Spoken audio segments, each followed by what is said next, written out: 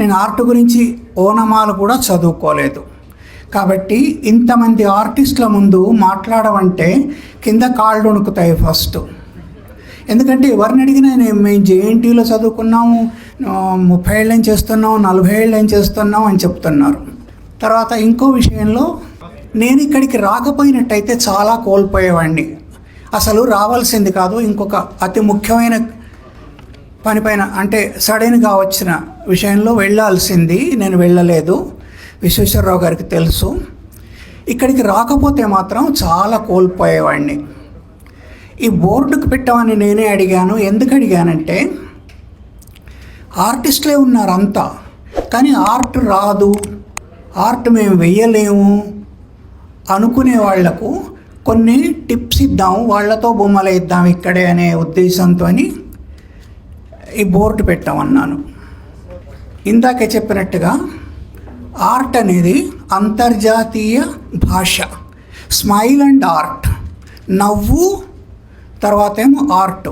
ఒక బొమ్మ ఏదన్నా గీస్తే, ఏనుగు బొమ్మ గీస్తే ప్రపంచంలో ఎక్కడ వెళ్ళినా, చదువుకున్న వారైనా చదువుకోని వారైనా, ఆఫ్రికన్ అయినా, అమెరికన్ అయినా, యూరోపియన్ అయినా, ఏషియన్ అయినా అది ఏనుగని చెప్తారు. ఇంకో భాషలో అట్లా లేదు. తర్వాత మన లోపల విపరీతమైన క్రియేటివిటీ ఉంటుంది. ఆ క్రియేటివిటీ, ఆర్ట్ ప్రయోజనం ఏమిటి, ఆర్ట్ లేకుండా అసలు మనం బతకగలమా అనేది ముందు ముందు మాట్లాడుకుందాం. నేను హైదరాబాదులో చైతన్యపురిలో స్లమ్స్లో ప్రతి ఆదివారం వెళ్ళి పిల్లలకు బొమ్మలు నేర్పించేవాడిని. నేనెవరు నేర్పించడానికి, వాళ్ళకే చాలా వచ్చు అనేది తర్వాత తెలుసుకున్నాను, ఆపేశాను. ఒక పిల్లవాడు కారు బొమ్మ వేశాడు. కారు బొమ్మ వేసి అబ్బాయికి సరిగా రౌండ్ వేయరాలేదు. రౌండ్ వేయడం చాలా కళ అది. అంటే కంపాస్ లేకుండా ఆర్టిస్ట్ రౌండ్ వేయడం 3 విధాలు ఉంది. ఆ 3 విధాలు మీకు అందరికీ జేఎన్టీయూలో చదువుకున్న వాళ్ళు ఉన్నారు కాబట్టి అందరికీ తెలిసే ఉంటుంది, నేను ప్రత్యేకంగా చెప్పాల్సిన పని లేదు. అయితే కారు చక్రాలు వంకర టింకరగా వేశాడు ఆ పిల్లవాడు. ఏమిటి వంకర టింకరగా ఉన్నాయంటే, వెంటనే స్పాంటేనియస్లీ పంచర్ అయింది అన్నాడు. అది ఉండాలి. అది మకరంకు అని పేరు వినే ఉంటారు. పిల్లల కోసం తన జీవితాన్ని దారపోసిన ఒక రష్యన్. ఆయన స్కూల్స్ పెట్టాడు పిల్లల కోసం. పిల్లలు చాలా ప్రేమించేవారు. ఆయన అందరినీ, డెస్టిట్యూట్స్ను ముఖ్యంగా తీసుకొని వెళ్ళి ఒక ద్రాక్ష తోట దగ్గర కూర్చోబెట్టి బొమ్మలు ఏమన్నారట. బొమ్మలు ఏమంటే అంతా వేశారు. ఒక పాప లేట్ చేస్తుంది, వేయలేదు, స్లోగా వేస్తుంది. ఆఖరు పూర్తి చేసింది ఆ పాప అని ఎందుకు చెప్తున్నానంటే, చిత్రకళ మహిళలది, ఎవ్వరు ఛాలెంజ్ చేయలేరు నాతో ఈ విషయంలో. అయితే వేసి ఆ ఎదురుగా ఉన్న ద్రాక్ష తోటంతా వేసి దాని మీద నక్షత్రాలు చిత్రిస్తుంది. ఏమిటి ద్రాక్ష తోట మీద నక్షత్రాలు ఉంటాయంటే, చంద్రుడి లోపల వర్క్ చేస్తున్న కమ్మర్లు ఉన్నారు. ఆ కమ్మర్లు వర్క్ చేస్తున్నారు. అయితే మెరుస్తుంది కదా కొట్టినప్పుడు, ఆ మెరుపులు వచ్చి ద్రాక్ష తోట మీద పడుతున్నాయని చెప్పిందట. అంత ఊహ ఎవరికి ఉంటుంది? పెద్దవాళ్ళకైనా ఊహ ఉంటుందా? ఉంటుంది. కానీ మనం మన బతుకులో పడి, మన చదువులో పడి, రకరకాల ప్రకార్యాల వల్ల, సామాజిక ప్రకార్యాలు, డిస్కరేజు, దీనంతాతోని ఆర్టిస్టులు కాకుండా బయటపడుతున్నాం. రోమన్సు అటువైపు వాళ్ళంతా ఆర్టిస్టులను సిటీలోంచి తరిమేయాలి అన్నారు. తరిమేశారు కూడా కొందరిని. అప్పుడు ఆర్ట్ అంటే ఏమిటి? చిత్రకళ ఉండేది, శిల్పం ఉండేది. అంటే చిత్రకళ లేకుండా శిల్పం ఉండదు. అట్లాగే డ్రామా ఉండేది. ఎందుకు తరిమేయాలి మరి? వాళ్ళు లేకుండా ఎందుకు చేయాలి? వాళ్ళు మీకు ఎందుకు పగైపోయారు అంటే, మనమంతా వీరులుగా ఉండాలి, యుద్ధోన్ముఖులుగా ఉండాలి, ఎప్పుడు కొట్లాడడానికి, గొడవ చేయడానికి, చంపేయడానికి ఎదురుగా ఎవడన్నా వస్తే రెడీగా ఉండాలి. ఆర్ట్స్ ఏం చేస్తాయంటే మనసును బలహీనపరుస్తాయి. అండ్ ఎందుకంటే అక్కడ సినిమా మనం చూస్తున్నట్టయితే విషాద సన్నివేశం వచ్చినప్పుడు దుఃఖపడతాం, నవల చదువుతున్నప్పుడు దుఃఖపడతాం, బొమ్మ చూస్తున్నప్పుడు దుఃఖపడతాం. బొమ్మ దృశ్య కావ్యం కదా, దృశ్యం కదా, సినిమా కూడా వచ్చింది దృశ్యం అని. దృశ్యాన్ని మర్చిపోం. ఏం చేస్తుంది అది? మనల్ని వీకెండ్ చేస్తుంది. ఒక డ్రామాలో దయనీయమైన సన్నివేశం ఉన్నట్టయితే బాధపడి మనం కుంచుకుపోతాం. అట్లా కుంచుకుపోకూడదు. కాబట్టి అది రాస్తున్నవాడు ఈ సమాజానికి శత్రువు, ఆ బొమ్మ వేస్తున్నవాడు ఈ సమాజానికి శత్రువు. కాబట్టి వాళ్ళను అప్పుడు సిటీ స్టేట్స్ ఉండేవి కదా, సిటీ నుంచి బయటకు పంపించాలి అని కొంతమందిని పంపించారు కూడా. నాకు ఆర్ట్ గురించి నిజంగానే తెలియదు, పెయింటింగ్ తెలియదు, దాంట్లో మీడియంస్ తెలియవు, ఎట్లా వేయాలి తెలియదు, ఏమి తెలియదు. కానీ సాహసంతో 3 ఏళ్ల పాటు ఆర్ట్ స్కూల్ నడిపించాను. ఒక దాదాపుగా 100 మంది ఆర్టిస్టులు, పెద్దవాళ్ళే, పిల్లలు కాదు. పిల్లలకు నేను ఎప్పుడు చెప్పలేదు, పిల్లలు ఆడుకోవాలి, వాళ్ళని కూర్చోబెట్టకూడదు. అయితే అప్పుడు నేను నేర్చుకున్న విషయాలు చెప్పదలుచుకున్నాను. పాబ్లో పికాసో కష్టమైనది ఏంటి బొమ్మ వేయడానికి అంటే చేతులు కాళ్ళు అన్నారు. అయితే ఆర్టిస్టులు అంతా ఏం చేస్తున్నారంటే ముఖం పైన కాన్సన్ట్రేట్ చేస్తారు, చేతులు కాళ్ళను నెగ్లెక్ట్ చేస్తారు. తర్వాత ముఖ్యంగా నెగ్లెక్ట్ చేస్తున్నది ఏమిటంటే పర్స్పెక్టివ్, దూరము దగ్గర అనేది. ఆర్టిస్టుకు నిరంతరం అంటే నిరంతరం ప్రాక్టీస్ అవసరం. ఎట్లాంటి ప్రాక్టీసు? వెళ్ళి వెయ్యాలి. ఇప్పుడు ఇక్కడ ఇంతమంది ఉన్నారంటే ఒక చిన్న సూచన చెప్తాను. ఒకసారి అంతా తిరిగి చూడండి. దాదాపు 150 మంది దాకా ఉండొచ్చు అనుకుంటున్నాను ఇక్కడ. ఇంతమంది రావడం, వీళ్ళ ముందు నేను మాట్లాడడం నా అదృష్టం. అందరూ ఒకే కుర్చీల్లో కూర్చున్నారు, అందరూ ఒకే వ్యక్తి చెప్తున్న మాటలు వింటున్నారు. ఒక్కళ్ళు కూడా ఒక రకంగా కూర్చొని లేరు. చూడండి, ఇది ఆర్టిస్ట్ గమనించాలి. గమనించి వెంటనే స్కెచ్ చేసుకోవాలి. ఆ ఆర్టిస్టు ఏమవుతారు? నిజమైన ఆర్టిస్ట్ అవుతారు. మనల్ని ఎవ్వరూ ఆపలేరు, ఏది ఆపలేరు. ఎందుకు ఆపలేరు అంటే ఆర్టు జీవనం, మనిషి జీవనం. వాత్సాయనుడు ఏమన్నాడంటే, మన తెలుగులో ఒక పద్యం ఉంది. ఎక్కడ ఏ ఊరిలో ఉండాలి అంటే అప్పిచ్చువాడు వైద్యుడు ఎప్పుడు ఎడతెగక పారు ఏరు నీరు ఇట్లాంటివి ఉన్న సౌకర్యాలన్నీ ఉన్న చోట ఉండాలి అని పద్యం ఉంది తెలుగులో. మహాభారతంలో ఏముందంటే జలకాష్ట జంతు సమృద్ధి అంటే జలము నీళ్ళు ఉండాలి, కాష్టం కర్ర ఉండాలి, అడి ఉండాలి, జంతు సమృద్ధి ఉండాలి, కొట్టుకు తినడానికి జంతువులు ఉండాలి. ఈ 3 ఉన్న చోట అని మహాభారతంలో చెప్పారు. యుద్ధం కూడా అలాంటి చోటనే చేయాలని అక్కడ పెట్టుకున్నారు. అయితే వాత్సాయనుడు మాత్రం ఎక్కడైతే ఏ ఊర్లోనైతే తంబుర్రా ఉంటుందో, ఏ ఊర్లోనైతే వీణ ఉంటుందో, ఏ ఊళ్ళోనైతే కుంచె ఉంటుందో ఆ ఊర్లో ఉండాలి, సంస్కారవంతులు ఉంటారు అని చెప్పారు. నిజంగా ఆర్టిస్టులు సంస్కారవంతులుగా ఉంటారు. అయితే మన సమాజం దురదృష్టవశాత్తు చిన్న చూపు చూసింది ఆర్టిస్టులందరినీ. అందరికీ తెలుసు, పెద్దవారు ఉన్నారు, ధైర్యం చేసి మాట్లాడుతున్నాను. ఉడతలు పట్టేవాడంటే ఆర్టిస్టు. ఇంగ్లీష్లోనూ తెలుగులోనూ 2-3 తిట్లు ఉన్నాయి. ఏంటి? జులై అనేది తిట్టు, అంట్ల వెధవ అనేది తిట్టు, ఉడతలు పట్టేవాడు అనేది తిట్టు తెలుగులో. ఉడతలు ఎందుకు పడతాడు వాడు? ఎవరి కుంచె అంటే బ్రష్, ఎవరి బ్రష్ వాళ్ళు తయారు చేసుకోవాలి. దానికి ఉడత తోక జుట్టు బాగా పనికొస్తుంది. ఇప్పుడైతే మనకు దొరుకుతాయి. ఇప్పుడేమో నిషేధించారు జంతువుల తోకలతో బ్రషెస్ చేసుకోవడానికి.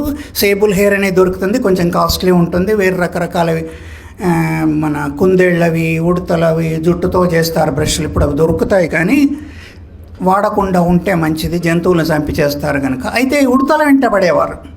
సమాజానికి పనికొచ్చే ఒక్క పని కూడా ఆర్టిస్ట్ చేయడు అనే ఒక భావన ఉండేది. కానీ సమాజానికి ఆర్టిస్ట్ లేకుండా ఉండడు, ఇంపాసిబుల్. ఆర్టిస్టును సమాజాన్ని చేస్తే ముందు కళావిహీనం అవుతుంది సమాజం, కళలే లేకుండా పోతుంది. మనకు సినిమాలు తీసేశారు, పార్కులు తీసేశారు, డ్రామా తీసేశారు, పెయింటింగ్ ఎగ్జిబిషన్స్ ఇవన్నీ తీసేశారు, కళలన్నీ తీసేశారు, పాటలు తీసేశారు. ఎవరన్నా గాయకులు ఉంటే వాళ్ళందరినీ తరిమేశాం అనుకోండి, ఏం మిగులుతుంది మనకు? గడ్డి మిగులుతుంది. తర్వాత ఇంకో రకంగా ఎట్లా అంటే, ఇప్పుడు పెద్దవారు చెప్పారు చేతులతోనే చేస్తారు. ఏఐ వచ్చినా దాని బాబు వచ్చినా కూడా మానవ మేధను మించి బయటికి వెళ్ళదు, చెయ్యి లేనిది వెళ్ళదు. నాకు రేపు చేతిలో నొప్పో ఏదో ప్రమాదంతో చెయ్యి పని చేయలేకపోతే అయితే నేను కార్టూనిస్ట్ను కాను, ఏది కాదు. పని చేయలేనప్పుడు ఆ బొమ్మలు చాలా అద్భుతంగా ఉన్నాయి. అందరికీ అభినందనలు, చాలా బాగా వేశారు, చాలా బాగా వేశారు. కుదిరినంత వరకు చూశాను. మళ్ళీ అందరిది ఒక్కొక్కటి చూసి ఒక్కొక్క ఆర్టిస్ట్తో మాట్లాడి నేను చాలా విషయాలు నేర్చుకోవాలనుకుంటున్నాను. నేను నా తరఫున నాకన్నా చిన్న వాళ్ళకు చెప్పేది ఏంటంటే, అబ్జర్వేషన్ చేయండి, అబ్జర్వ్ చేయండి, థింగ్స్ అబ్జర్వ్ చేయండి, లైట్ అండ్ షేడ్స్ అబ్జర్వ్ చేయండి, గ్రేస్ అండ్ వైట్స్ అబ్జర్వ్ చేయండి, పర్స్పెక్టివ్ అబ్జర్వ్ చేయండి, మిమ్మల్ని మీరు అబ్జర్వ్ చేసుకోండి. ఒక చిటికన వేలు దొరికితే మనిషి సైజ్ ఎంతో చెప్పొచ్చు. ఆర్టిస్ట్ మాత్రమే చెప్పగలడు, మిగతా ఎవరు కాదు. మీరు మన ముఖం చూసినట్టయితే అనాటమీ చెప్తారు వీళ్లకు. కన్నుకు మధ్యలో కన్ను పట్టే అంత జాగా ఉంటుంది, చూడండి. తర్వాత మనం నిలువుగా ఎంత ఉంటామో ఇట్లా అడ్డంగా అంతే ఉంటాం. ప్రతిదీ ఎవరో స్కేల్ పెట్టి కొలిచి చేసినట్టుగా ఉంటారు మనుషులు. పెద్దవాళ్ళైనా చిన్నవాళ్ళు, అంటే 15-16 years దాటిన వాళ్ళు. ఎట్లా చేశారు, ఎట్లా ఉంటుంది, ఇంత అద్భుతం ఉంటుందా హ్యూమన్ బీయింగ్ అనాటమీలో అనిపిస్తుంది. అయితే కొన్ని గమ్మత్తు విషయాలు చెప్తాను. అబ్జర్వేషన్ లేకపోవడం వల్ల మనమంతా ఊళ్ళల్లోంచి వచ్చిన వాళ్ళమే, కాళ్ళకు చెప్పులు లేకుండా తిరిగిన వాళ్ళే ఉంటారు పెద్దవాళ్ళు అయితే. అందరికీ తెలుసు ఆ విషయం, నేను దాంట్లో వాడినే. ఒక పత్రికలో నాగలి కాడి ఉంటుంది కదా, ముందు పెడతారు, అది ఎడ్ల వీపు మీద పెట్టాడు ఆర్టిస్టు. అది లాగగలుగుతుందా, ఎడ్ల వీపు మీద ఉంటుందా, మెడ మీద ఉంటుందా, ఇలాంటివి గమనించాలి. గమనించకపోతే ఏమవుతుంది, అపహాస్యం పాలవుతాం. 3 తోరకాలు ఒక అండకం గీస్తే బాధపడవుతాడు అని చెప్పాడు ఇంత సులభంగా. తారకం అంటే స్టార్స్, డాట్స్, తోరకం అంటే అడ్డు నిలువు గీతలు, డాష్ అనుకున్నట్టు. అండకం అంటే రౌండ్, పొడిగుడ్డును అండ అంటారు ఉర్దూలో. కరెంటకం అంటే స్క్వేర్. ఇంత ఈజీగా చెప్పారు. రాదు అనుకునే వాళ్ళకి చెప్తున్నాను నేను. మీ ముఖ్యమంత్రి క్యారికేచర్ కానీ కార్టూన్ కానీ చూసారా ఎప్పుడన్నా? చంద్రబాబు నాయుడు గారిది. మీ దగ్గర పెన్స్ పేపర్స్ ఉంటే రెడీ పెట్టుకోండి. మీరు రాదు అనుకున్న వాళ్ళు చంద్రబాబు నాయుడు బొమ్మ వేయగలరు. మీకు కనిపిస్తుందా? ఇట్లాంటి పిచ్చి గీతలు గీయగలరా? డాట్ అయితే పెట్టగలరు కదా.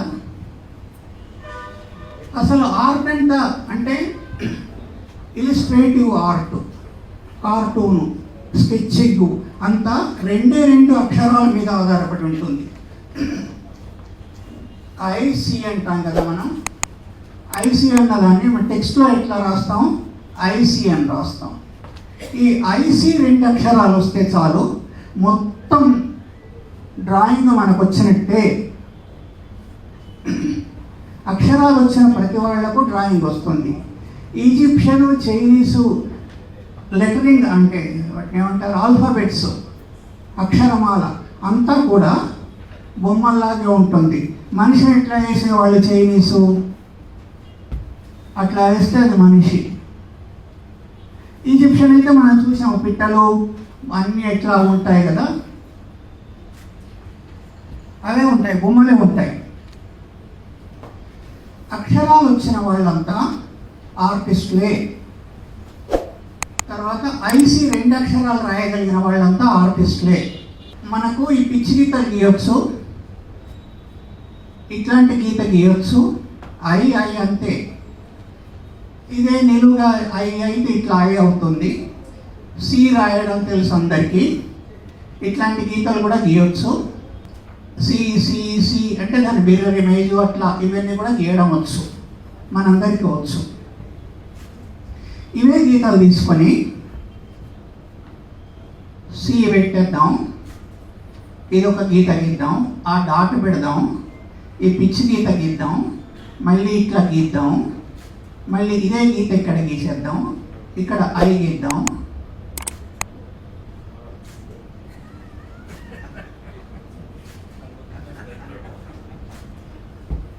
చంద్రబాబు నాయుడు గారు అయిపోతారు. మీరు వేయగలరు. 2 అక్షరాలు, 2 అక్షరాల్లో. విశ్వేశ్వరరావు గారు ఏదో సీరియస్గా చూస్తున్నారు కాదా, కనిపించలేదా? మళ్ళీ తీయనా? అంటే చాలా రఫ్గా వేసాను. ఆర్ట్ అందరిది అన్నాను కదా, అది ఆర్ట్ అందరిది. అన్నీ పాటలు పాడటం కానీ. అయితే 30,000 ఏళ్ల కింద ఫ్రాన్స్లో దొరికినాయి. 30,000 ఏళ్ల కింద ఇండియాలో ఊరు పేరు మర్చిపోయాను, బింబేట్కా అనట. బింబేట్కాలో దొరికిన గుహల్లో 35,000 కింద భాష ఉన్నదో లేదో తెలియదు, కానీ భాష కన్నా ముందు ఆర్ట్ పుట్టింది.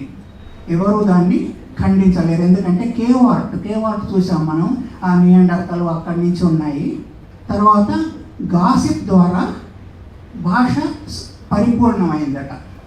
అదంతా భాషా శాస్త్రజ్ఞులు, మనకు అనవసరం అదంతా.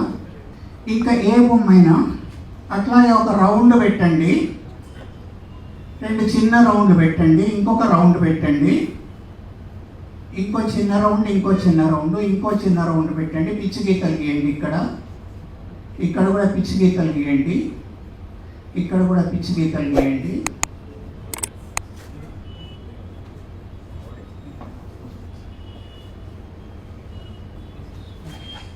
దాదాపుగా మోడీ. రాయల్ ఎవరికి? మనందరికీ వస్తుంది. అయితే ఆర్టిస్టులకు మాత్రం నిరంతర సాధన అవసరం. ఆర్టిస్టులు, నిజమైన ఆర్టిస్టులు లోకాన్ని మర్చిపోతారు. వాళ్ళు ఎవరిని పట్టించుకోరు. వాళ్లకు ఇతరేతర లౌకికమైన సంబంధాలు తక్కువగా ఉంటాయి.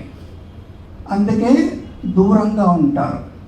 అడవులలో ఏదో దేవుడు వెలిశాడు అది ఇదని చెప్తారు కదా, అడవులలో కొండలలో. అవన్నీ ఆర్టిస్టులు చెక్కినాయి. ఎక్కడ ఏ దేవుడు వెలవలేదు.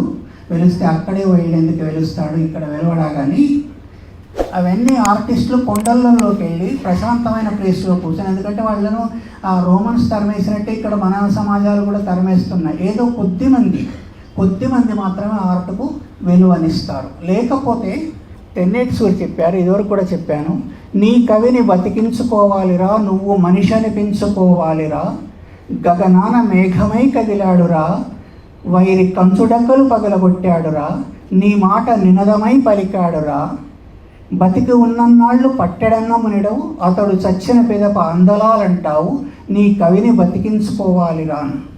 కవికి మాత్రమే కాదు, కళాకారులకు కూడా చెందుతుంది. వాళ్ళు తిండి లేకుండా ఎందుకు ఉండాలి? విన్సెంట్ వ్యాన్ గో 2 వైపులు వేసేవాడట బొమ్మలు, పేపర్ తీసుకొని. అంతెందుకు మన చిత్తప్రసాద్ జీవితాంతం కమ్యూనిస్ట్ పార్టీ కోసం సేవ చేశారు. ఆయన అవే బొమ్మలు వేశారు, అదే బతుకుగా తీసుకున్నారు. ఆయన కూడా పేపర్ లేక 2 వైపులు వేశారు. ఇప్పుడు అన్ని పుచ్చుపట్టిపోయిన ఆయన బొమ్మలన్నీ.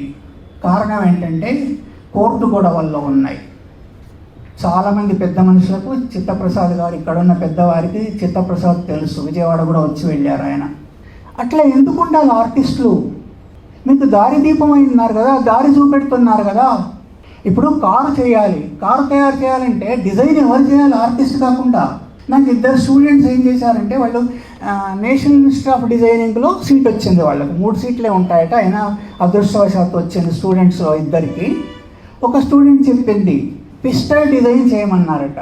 చేసి ఎన్ని నిబంధనలు, 1,00,000 నిబంధనలు పెట్టారు. హ్యాండీ ఉండాలి, ఎక్కడ పోసుకుపోవడానికి ఉండకూడదు, తేలికగా ఉండాలి, డిస్పోజ్ చేయడానికి ఉండాలి, దానిపైన చేయాలి. కుర్చీలు కూడా అంతే.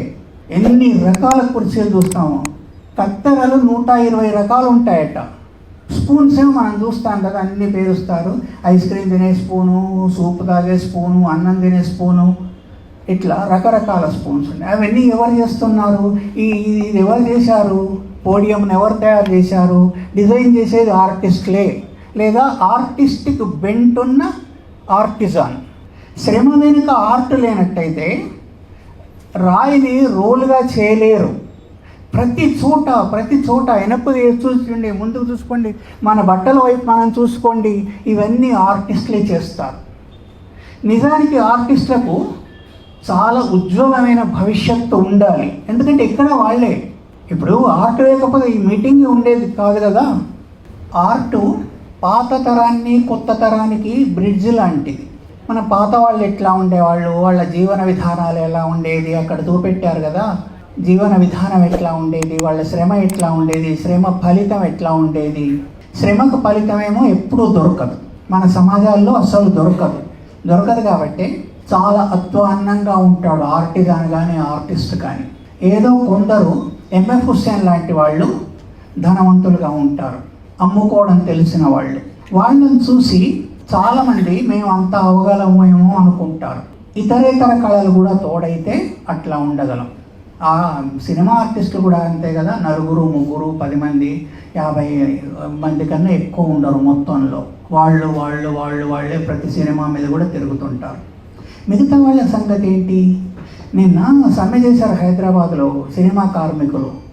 వాళ్లకు ఒక్కొక్కళ్లకు 2,000 రూపాయలు నెలకుండే కార్మికులు కూడా ఉన్నారట. 2,000తో ఏమొస్తుంది? విజయవాడ ఈ కొస నుంచి ఆ కొసకు ట్యాక్సీలో వెళ్ళగలమా? కదా, ఎప్పుడు పరిస్థితి అదే. కానీ వాళ్ళ అవసరం, కళల అవసరం చాలా ఉంది. అన్నిట్లోలాగే కళ కూడా ఎక్స్ప్లాయిట్ అవుతుంది బాగా. ఎక్కడైనా అవుతుంది, ఒక చోట ఇక్కడ అక్కడ అని కాదు, అంతా భుజాలు తడుముకోవాల్సిందే. కొంచెం శ్రమ పడితే మీ ఆర్టిస్టులకు మంచి భవిష్యత్తు ఉంటుంది. ఆ దారులు ఎంచుకోవాలి. కానీ ఆర్టిస్టుకు అది సాధ్యం కాదు పాపం. ఇంట్లో కూర్చోనో, ఇంట్లో కూడా తరమేస్తే బయట ఎక్కడో కొండల్లో కూర్చోనో బొమ్మలు వేస్తారు. అదే ప్రాబ్లం వచ్చింది. సొసైటీకేమో వాళ్ళు పట్టరు. 1,00,000 మందిలో ఒక్కళ్ళు ఆర్టిస్ట్ ఉంటారు. ముందేమో నేనేం చెప్పాను, అందరూ ఆర్టిస్టులే అని చెప్పాను. ఇప్పుడేమో 1,00,000 మందిలో ఒకళ్ళు ఉంటారు అని చెప్పాను. మళ్ళీ ఆ 1,00,000 మందిలో 1,000కొక్కరు మంచి ఆర్టిస్టులు ఉంటారు. మంచి ఆర్టిస్టుకు క్రియేటివిటీ ఉండాలి. ఆ క్రియేటివిటీని పెంపొందించుకోవాలి. క్రియేటివిటీని పెంపొందించుకుంటే గొప్ప ఆర్టిస్టులు అవుతారు. ఆ క్రియేటివిటీ ఎక్కడి నుంచి వస్తుంది? సమాజం నుంచే వస్తుంది.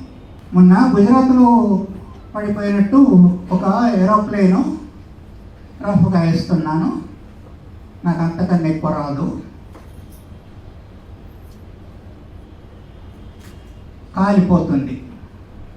కాలిపోతే ఎవరో పారాషూట్ తీసుకొని కిందికి దూకుతున్నారు.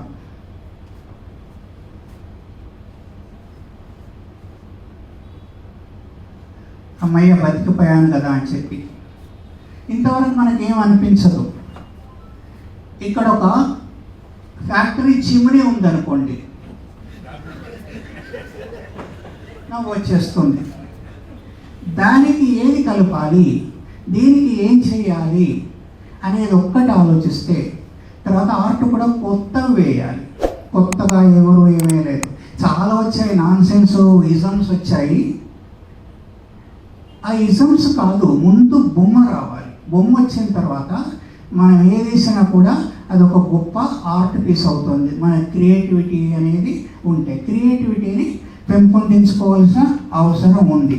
ఆ క్రియేటివిటీకి పెంపొందించుకోవడానికి ఆర్టిస్ట్కి సమయం కావాలి. ఆ సమయాన్ని సొసైటీ ఇవ్వాలి.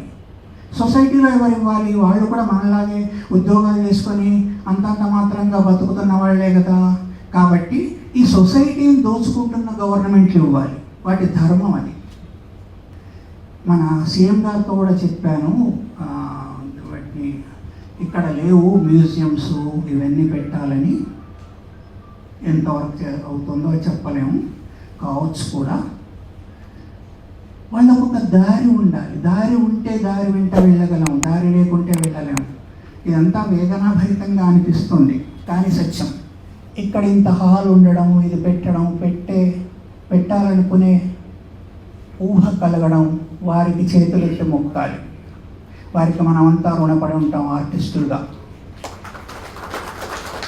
ఇలాంటివి మళ్ళీ పెట్టాలని, ఇంకా చాలా పెట్టాలని, ఊరూరా పెట్టాలని, ప్రతి దగ్గరున్న చిన్న స్థాయిలో ఉన్న ఆర్టిస్టును కూడా పైకి తీసుకురావడానికి మన వంతు కృషి మనము చేయాలని కోరుతూ, నేను మీ ఎక్కువ టైం తీసుకున్నందుకు క్షమించండి, ముగిస్తున్నాను.